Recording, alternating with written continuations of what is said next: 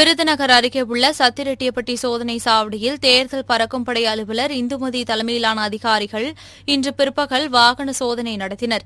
அப்போது மதுரையிலிருந்து நாகர்கோவில் நோக்கி சென்ற தனியார் நிறுவனத்தின் ஜீப்பை நிறுத்தி சோதனையிட்டபோது உரிய ஆவணங்களின்றி கன்னியாகுமரியிலிருந்து பல்வேறு நகை கடைகளுக்கு சுமார் 5 கிலோ 300 கிராம் தங்க நகைகள் கொண்டு செல்லப்பட்டது தெரியவந்தது.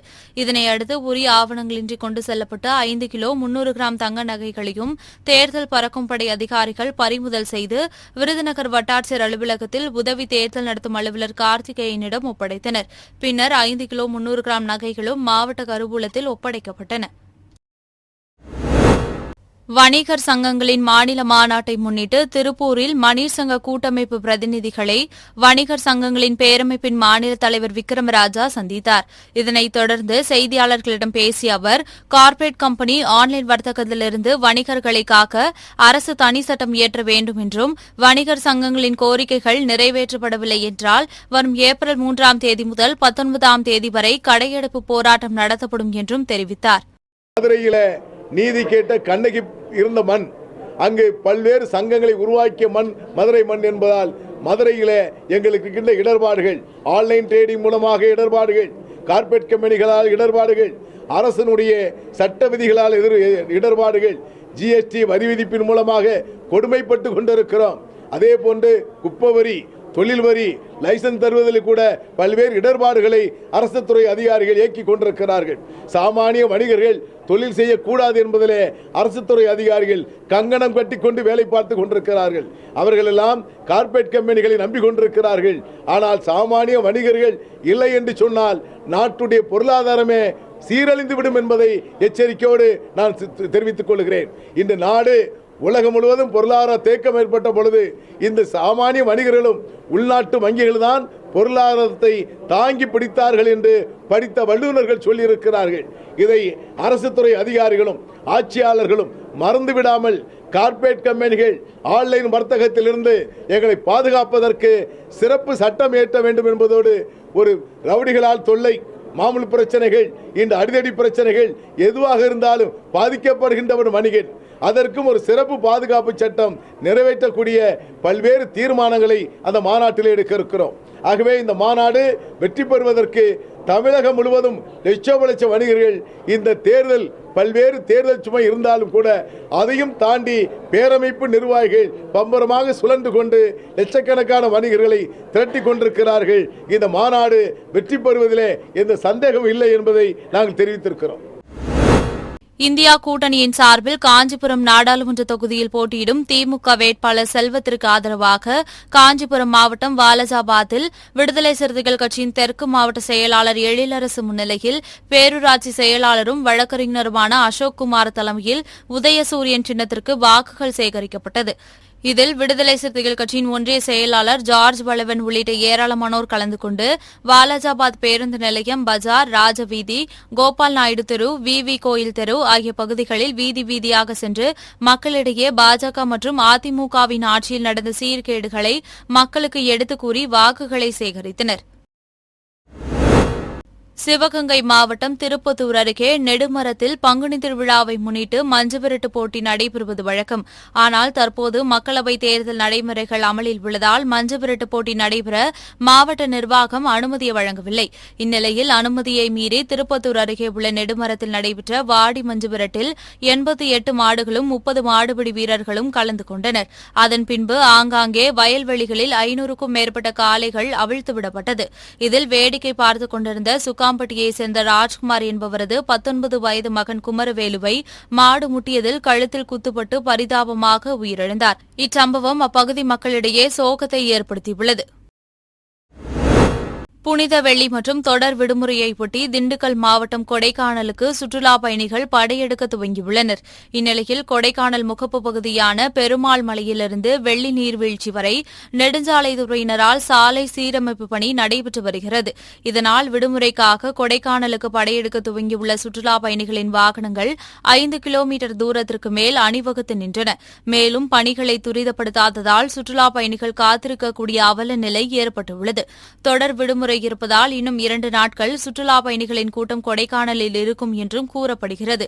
இதனால் நெடுஞ்சாலைத்துறையினரால் மேற்கொள்ளக்கூடிய பணிகளை துரிதப்படுத்த வேண்டும் என்று சுற்றுலாப் பயணிகள் கோரிக்கை விடுத்துள்ளனர்.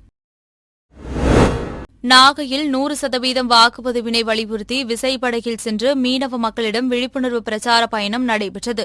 நாகை துறைமுகத்திலிருந்து புறப்பட்ட விசைப்படகு விழிப்புணர்வு பிரச்சார பயணத்தில் மாவட்ட ஆட்சியர் ஜானி டாம் வக்கீஸ், இந்திய கடற்படை, வருவாய்த்துறை, மீன்வளத்துறை அதிகாரிகள் மற்றும் தன்னார்வல மாணவர்கள் பங்கேற்றனர். அப்போது தேர்தல் நாளில் மீனவ மக்கள் விடுமுறை அறிவித்து தங்களது ஜனநாயக கடமை ஆற்ற வேண்டும் என்பதை வலியுறுத்தும் விதமாக பதாகைகளை கையில் ஏந்தியவாறு அப்பகுதியில் படகுகளில் பணியிலிருந்த மீன்பிடி தொழிலாளர்களிடம் விழிப்புணர்வு பிரச்சாரம் மேற்கொண்டனர்.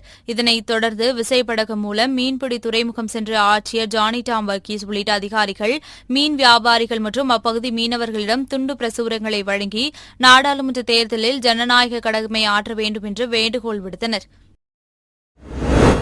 கடலூர் மாவட்டம் விருத்தாச்சலம் நாச்சியார்பேட்டையைச் சேர்ந்தவர் இளங்கோவன் மகன் மணிமாறன். ஓட்டுநரான இவரும் அதே பகுதியைச் சேர்ந்த மாரிமுத்து என்பவரின் மகள் சிவசங்கரியும் கடந்த 4.5 ஆண்டுகளாக காதலித்து வந்துள்ளனர். இந்நிலையில் சிவசங்கரி கர்ப்பமான நிலையில் தன்னை திருமணம் செய்து கொள்ளும்படி மணிமாறனிடம் கேட்டதால் அவர் மாத்திரை வாங்கிக் கொடுத்து கர்ப்பத்தை கலைத்துள்ளார். இதுகுறித்து கடந்த மாதம் நியாயம் கேட்ட சிவசங்கரியை மணிமாறன், அவரது தாய் இந்திரா காந்தி இருவரும் சேர்ந்து அடித்து துன்புறுத்தி சாதியை சொல்லி திட்டி கொலை மிரட்டல் விடுத்துள்ளனர். இதுகுறித்த புகாரின் பேரில் மணிமாறன், இந்திரா காந்தி மீது விருத்தாச்சலம் அனைத்து மகளிர் போலீசார் வழக்கு பதிவு செய்த நிலையில் மணிமாறன் தலைமறைவானார். இந்நிலையில் நாச்சியார்பேட்டை பேருந்து நிறுத்தம் அருகே நின்றிருந்த மணிமாறனை டிஎஸ்பி ஆரோக்கியராஜ் தலைமையிலான தனிப்படை போலீசார் மடக்கி பிடித்து கைது செய்து விசாரணை மேற்கொண்டு வருகின்றனர். சிவகங்கை மாவட்டம் பானாமதுரை அருகே உள்ள முத்தனேந்தல் பகுதியில் அரசு மதுபான கடை செயல்பட்டு வருகிறது. இந்த கடையில் நேற்று நள்ளிரவு அடையாளம் தெரியாத மர்ம நபர்கள் சிசிடிவி கேமராக்களை உடைத்து மதுபான கடையில் உள்ள பூட்டை உடைக்க முயற்சித்தும் முடியாததால் கடையின் அருகில் செயல்பட்டு வந்த பாரின் கதவை உடைத்து உள்ளே இருந்த கொய்யாப்பழம், வெள்ளரிக்காய் மற்றும் கேஸ் அடுப்பு பாத்திரங்கள் மற்றும் கோழி இறைச்சிகளை திருடி சென்றுள்ளனர்.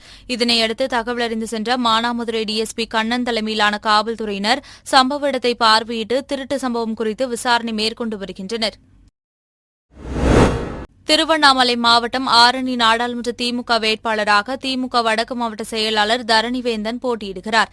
இவருக்கு ஆதரவு தெரிவித்து வந்தவாசி சட்டமன்ற உறுப்பினர் அம்பேத்குமார் வந்தவாசி பஜார் பள்ளிவாசலில் சிறப்பு தொழுகை முடித்து வந்த இஸ்லாமியர்களிடம் துண்டிருக்கைகளை கொடுத்து வாக்குகளை சேகரித்தார். இவருக்கு ஆதரவு தெரிவித்து வந்தவாசி சட்டமன்ற உறுப்பினர் அம்பேத்குமார் வந்தவாசி பஜார் பள்ளிவாசலில் சிறப்பு தொழுகை முடித்து வந்த இஸ்லாமியர்களிடம் துண்டறிக்கைகளை கொடுத்து வாக்குகளை சேகரித்தார். தூத்துக்குடி இனிகோ நகர் கடற்கரையில் அடையாளம் தெரியாத ஆண் சடலம் ஒன்று அழுகிய நிலையில் கரை ஒதுங்கி கிடப்பதை கண்ட அப்பகுதி நாட்டு படகு மீனவர்கள் தென்பாக்கம் போலீசாருக்கு தகவல் தெரிவித்தனர். அதன் பேரில் சம்பவ இடத்திற்கு சென்ற போலீசார் அழுகிய நிலையில் கரை ஒதுங்கி கிடந்த ஆண் சடலத்தை மீட்டு பிரேத பரிசோதனைக்காக அரசு மருத்துவமனைக்கு அனுப்பி வைத்தனர். மேலும் இறந்தது யார், எந்த பகுதியை சார்ந்தவர் என்பது குறித்தும் இது கொலையா அல்லது தற்கொலையா என்ற கோணத்திலும் விசாரணை மேற்கொண்டு வருகின்றனர். ராணிப்பேட்டை மாவட்டம் அரக்கோணம் ஒருங்கிணைந்த நீதிமன்ற வளாகத்தில் காணொலி காட்சி மூலம் கூடுதல் மாவட்ட நீதிமன்றம் மற்றும் குற்றவியல் நடுவர் நீதிமன்றங்கள் திறந்து வைக்கப்பட்டது.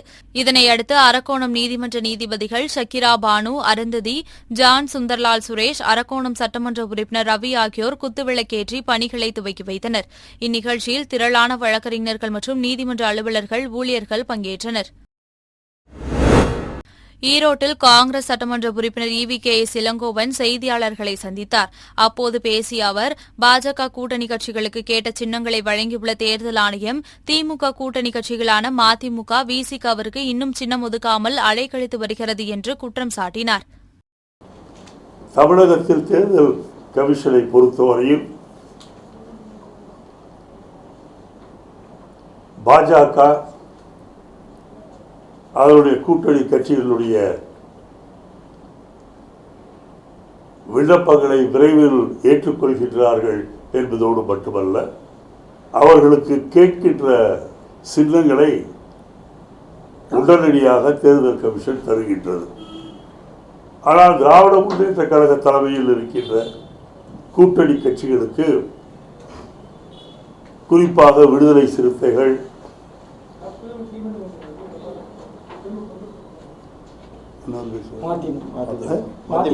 மதிமுக, போன்ற கட்சிகளுக்கு இன்னும் சின்னமே ஒதுக்கப்படவில்லை.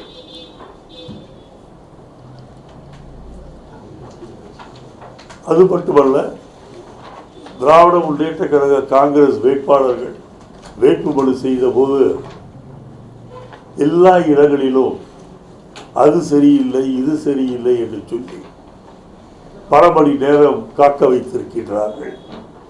உதாரணமாக சேலத்திலே அதிமுகவினுடைய வேட்பாளர் செல்வ கணபதி அவர்கள் அவருடைய வேட்புமனு திமுக என்ன சொல்ல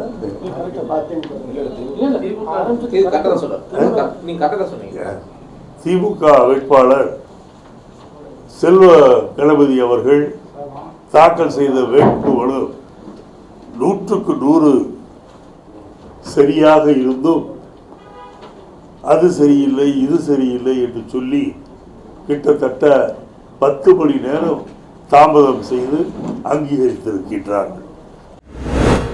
மயிலாடுதுறை மாவட்டம் குத்தாலம் தாலுகா சித்தாம்பூர் கிராமத்தை சேர்ந்தவர் கண்ணன். விவசாய கூலி தொழிலாளியான இவர் 16 வயது சிறுமியிடம் பாலியல் அத்துமீறலில் ஈடுபட்டுள்ளார். இவர் மீது கடந்த 2020ஆம் ஆண்டு மயிலாடுதுறை அனைத்து மகளிர் காவல் நிலையத்தில் போக்சோ சட்டத்தின் கீழ் வழக்கு பதிவு செய்து கைது செய்யப்பட்ட நிலையில் நாகை முதன்மை சிறப்பு நீதிமன்றத்தில் விசாரணை நடைபெற்று வந்தது. இந்த வழக்கில் குற்றவாளி கண்ணனுக்கு ஆயுள் தண்டனையும் 20,000 ரூபாய் அபராத தொகையும் விதித்து தீர்ப்பளிக்கப்பட்டது. மேலும் அபராத தொகையை கட்ட தவறினால் 1 வருடம் சிறை தண்டனையும் 7 வருடம் கடுங்காவல் சிறை தண்டனை மற்றும் 5,000 ரூபாய் அபராத தொகையும், அதனை கட்ட தவறினால் 6 மாதம் சிறை தண்டனையும் விதித்து தீர்ப்பளிக்கப்பட்டது. மேலும் பாதிக்கப்பட்ட சிறுமிக்கு 5 லட்சம் ரூபாய் இழப்பீடு வழங்க உத்தரவு பிறப்பிக்கப்பட்டுள்ளது. தேனி மாவட்டம் சின்னமனூர் சொக்கநாதபுரம் தண்ணி தொட்டி அருகே வசித்து வந்தவர் செவத்தி வீரன். இவர் பள்ளிக்கோட்டப்பட்டியில் உள்ள தனியார் மதுபான பார் ஒன்றில் வேலை செய்து வந்துள்ளார். இவரது மனைவி ஓச்சம்மாள். இவர்களுக்கு அனுஷா என்ற மகளும் ராஜேஷ் என்ற மகனும் உள்ளனர். இந்நிலையில் இன்று காலை வீட்டில் வெகுநேரமாக மின் விளக்குகள் எரிந்து கொண்டிருந்ததால் சந்தேகமடைந்த அக்கம்பக்கத்தினர் வீட்டின் கதவை தட்டி யாரும் திறக்காததால் கதவை உடைத்து உள்ளே சென்று பார்த்துள்ளனர். அப்போது செவத்தி வீரன், அவரது மனைவி, மகன் ஆகிய மூவரும் விஷம் குடித்து தற்கொலை செய்து கொண்டது தெரியவந்தது. இதனையடுத்து அவர்கள் அளித்த தகவலின் பேரில் சம்பவ இடத்திற்கு சென்ற போலீசார் மூவரின் உடல்களை மீட்டு சின்னமனூர் அரசு மருத்துவமனைக்கு பிரேத பரிசோதனைக்காக அனுப்பி வைத்தனர். இச்சம்பவம் குறித்து சின்னமனூர் போலீசார் வழக்கு பதிவு செய்து விசாரணை மேற்கொண்டு வருகின்றனர். சிவகங்கை மாவட்டம் சிங்கம்புணரி அருகே குமரத்துக்குடிப்பட்டி வனப்பகுதியில் சட்டவிரோத மதுபான ஆலை செயல்படுவதாக மதுவிலக்கு போலீசாருக்கு தகவல் கிடைத்தது. அதன் பேரில் மாவட்ட மதுவிலக்கு தடுப்பு கூடுதல் ஏடிஎஸ்பி பிரான்சிஸ் சென்று பார்த்தபோது தியாகராஜன் என்பவருக்கு சொந்தமான இடத்தை வாடகைக்கு எடுத்து சிங்கம்புணரியைச் சேர்ந்த ராமசாமி மனைவி மங்களம் என்பவர் மதுபான ஆலை நடத்தி வந்தது தெரியவந்தது. இதனையடுத்து மதுபான ஆலைக்கு சீல் வைக்கப்பட்டு ஆலையிலிருந்த 3,500 லிட்டர் எரிசாராயம், மது தயாரிக்க பயன்படுத்திய பாட்டில், மூடி, ஸ்டிக்கர் மற்றும் தளவாடங்கள் என 10 லட்சம் ரூபாய் மதிப்பிலான பொருட்கள் பறிமுதல் செய்யப்பட்டது. மேலும் மதுபான ஆலை நடத்திய பெண் மங்களம் உள்பட 3 பேரை மதுவிலக்கு போலீசார் கைது செய்து விசாரணை மேற்கொண்டு வருகின்றனர். புதுச்சேரியில் இந்தியா கூட்டணி சார்பில் போட்டியிடும் காங்கிரஸ் வேட்பாளர் வைத்திலிங்கம் இன்று தனது பிரச்சாரத்தை காலாப்பட்டு தொகுதியிலிருந்து தொடங்கினார். பிரச்சாரத்தில் முன்னாள் முதலமைச்சர் நாராயணசாமி, சட்டமன்ற எதிர்க்கட்சித் தலைவர் சிவா, விடுதலை சிறுத்தைகள் கட்சியின் முதன்மை செயலாளர் தேவபொழிலன் உள்ளிட்டோர் பங்கேற்றனர். முன்னதாக பிரச்சாரத்தின் போது பேசிய காங்கிரஸ் வேட்பாளர் வைத்திலிங்கம், புதுச்சேரியில் ஆளும் என்ஆர் காங்கிரஸ் பாஜக கூட்டணி அரசு படித்த பட்டதாரி இளைஞர்களுக்கு வேலைவாய்ப்பு உருவாக்கி தரவில்லை என்று குற்றம் சாட்டினார். சென்னை திருவொற்றியூர் தேரடி பகுதியில் அதிமுக வேட்பாளர் ராயபுரம் மனோவை ஆதரித்து முன்னாள் அமைச்சர் மூர்த்தி, முன்னாள் சட்டமன்ற உறுப்பினர் குப்பன், பகுதி செயலாளர் அஜாக் பரமசிவம் ஆகியோர் பிரச்சாரத்தை தொடங்கினர். அப்போது வேட்பாளர் மனோவிற்கு 3 திருநங்கைகள் ஆரத்தி எடுத்தனர். அவர்களுக்கு அதிமுகவினர் பணம் வழங்கியுள்ளனர். தேர்தல் விதிமுறைகள் நடைமுறையில் உள்ள நிலையில் வேட்பாளருக்கு ஆரத்தி எடுத்த திருநங்கைகளுக்கு பணம் வழங்கிய வீடியோ தற்போது சமூக வலைதளங்களில் பரவி வருகிறது. கோவை மாவட்டம் பொள்ளாச்சி தொகுதியில் கடந்த முறை நடந்து முடிந்த தேர்தல்களில் 50% குறைவான வாக்குகள் மட்டுமே பதிவான நிலையில் மாவட்ட நிர்வாகம் சார்பில் வீடு வீடாக சென்று மக்களவைத் தேர்தலில் அவசியம் வாக்களிக்க கோரி வெற்றிலைப்பாக்குடன் தேர்தல் திருவிழா அழைப்புதல் வழங்கப்பட்டது. இதில் பொள்ளாச்சி சார் ஆட்சியரும் உதவி தேர்தல் நடத்தும் அதிகாரியுமான கேத்ரின் சரண்யா தலைமையிலான அதிகாரிகள் விழிப்புணர்வு வாசகங்கள் எழுதிய பதாகைகளோடு வீடு வீடாக சென்று அழைப்புதல் வழங்கி தேர்தலில் வாக்களிக்க அழைத்தனர். திருவாரூரில் உள்ள தனியார் கூட்டரங்கில் திமுக தலைமையிலான இந்தியா கூட்டணி திருவாரூர் சட்டமன்ற தொகுதி செயல் வீரர்கள் கூட்டம் நடைபெற்றது. இக்கூட்டத்தில் இந்தியா கூட்டணியின் நாகை நாடாளுமன்ற தொகுதி வேட்பாளர் செல்வராஜை அதிக வாக்குகள் வித்தியாசத்தில் வெற்றி பெற அனைவரும் மோடி அரசின் ஜனநாயக விரோத போக்கை பொதுமக்களிடம் எடுத்துக் கூறி வாக்கு சேகரிக்க வேண்டும் என கேட்டுக் கொள்ளப்பட்டது. திருவாரூர் திமுக ஒன்றிய செயலாளர் புலிவலம் தேவா தலைமையில் நடைபெற்ற இக்கூட்டத்தில் சட்டமன்ற உறுப்பினர் பூண்டி கலைவாணன், விடுதலை சிறுத்தைகள் கட்சியின் திருவாரூர் மைய மாவட்ட செயலாளர் தங்க தமிழ்செல்வன், சிபிஎம் மாவட்ட செயலாளர் சுந்தரமூர்த்தி, திக மாவட்ட தலைவர் மோகன் உட்பட தேர்தல் பணிக்குழு செயல் வீரர்கள் ஏராளமானோர் கலந்து கொண்டனர். தமிழக ஏரி மற்றும் ஆற்றுப்பாசன விவசாயிகள் சங்கத்தின் மாநில செயற்குழு கூட்டம் திருச்சி மத்திய பேருந்து நிலையம் அருகில் உள்ள அரங்கில் மாநில தலைவர் விஸ்வநாதன் தலைமையில் நடைபெற்றது. இக்கூட்டத்தில் தேசியமயமாக்கப்பட்ட வங்கிகளில் விவசாயிகள் பெற்ற கடன்களை தள்ளுபடி செய்ய வேண்டும், இந்தியா கூட்டணிக்கு நாடாளுமன்ற தேர்தலில் ஆதரவு அளித்தல் உள்ளிட்ட தீர்மானங்கள் நிறைவேற்றப்பட்டன.